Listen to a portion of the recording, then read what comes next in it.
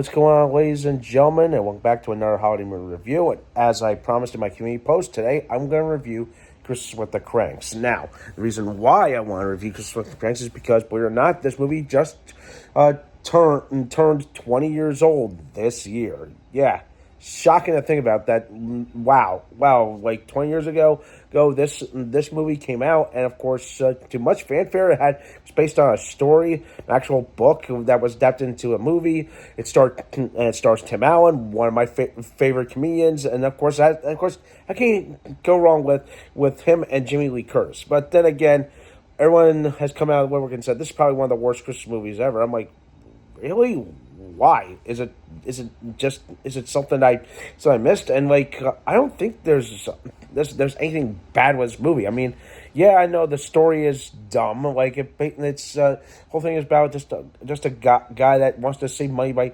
skipping Christmas, by taking his wife and going on a cruise. But then what complicates it more is now, oh shit, their only daughter decides she wants to come home for Christmas, and she's bringing her boyfriend / fiance, and they want, and of course it just leads into something chaotic, and just leads you to be like, okay, what do we do? So yeah, it's like all the holiday hijinks that you can think of at once, and of course, everyone's gonna look back at this and say, yeah, Tim Allen might be hard to work with. I'm like, I don't think that's the case, but I feel like any project that Tim Allen was attached to, I think everything kind of worked.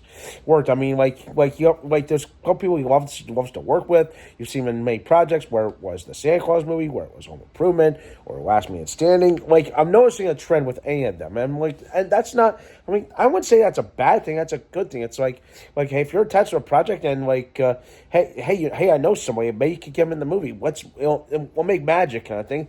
It'll work. And to me, I feel like over time, this movie still holds up. Like, yeah, the message may be dumb, but what boils down to is, yeah, everybody's stressful. Nobody wants to celebrate Christmas because, again, it's all that and then some. Yeah, I don't. Yeah, some people don't like to do it, but then again, isn't that what all the holidays all about? Is trying to be together. You want to do something. You want to give your heart out for somebody and just give someone something special, okay? And that's what the world needs, kind of thing.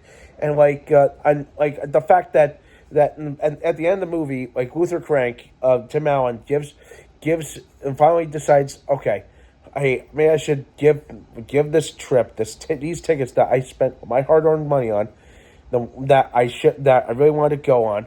Finally give it to my neighbor, and he does that. And out of the goodness of his heart, and also the fact that the neighbor's wife is dying. So that's another tip I don't think anybody remembered, and actually that still is included in the story. Like, if you can find the original story, kudos, because I believe there's a lot that was changed or modernized from the original story, because I heard this original story was originally written like in the 20 years prior to this or something like that. I'm trying to remember the whole ordeal, but like all of that and then some. Like the star power is there. Like then of course you kind of hit all these interesting tropes when it comes to these holiday movies.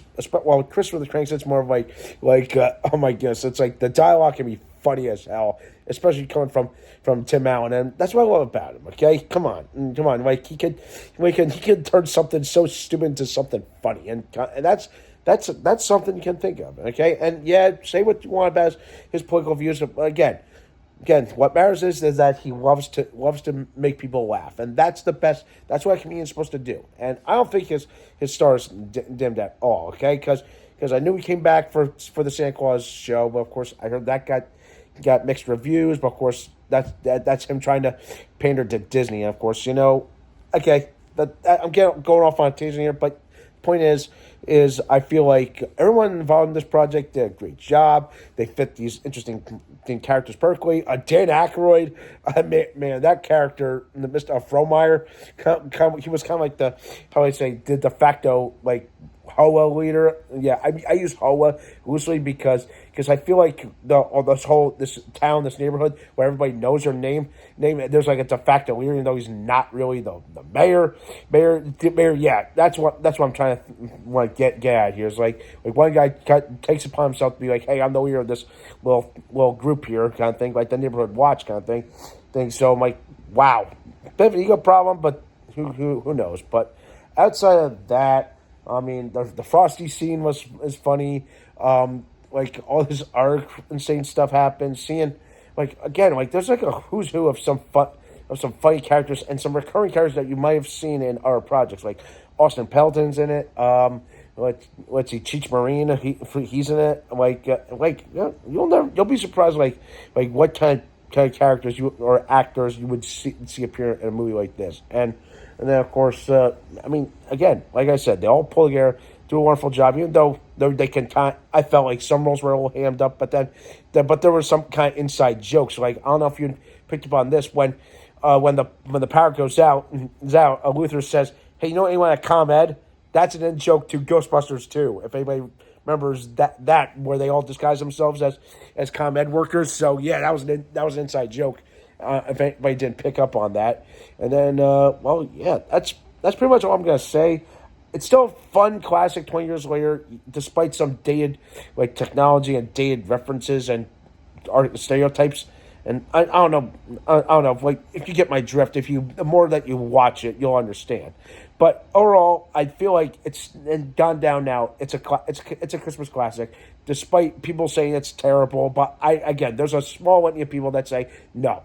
This has become now a holiday classic. It's far from a masterpiece because again, they were trying to make it on a level like Christmas Vacation or the Santa Claus and of course Christmas Carol. But to me, I feel like I may give it another 10 years, maybe, who knows. So with that in mind, I'm going to give Christmas with the Kranks. I'm going to give it a solid 7 for now. Okay, if maybe in another 10 years, maybe it will go up again. All right, who knows? So that does it for that. Now, let me know what you think. If you want to give this movie a watch, I know it's on demand. I know it was just watching on AMC for several nights in a row. Who knows? All right, okay. If you have not seen it, again, more repeat viewings. Okay, and it'll grow on you. All right. So that's it for today. Thumbs video, subscribe my channel, stay tuned for some more awesome and exciting content.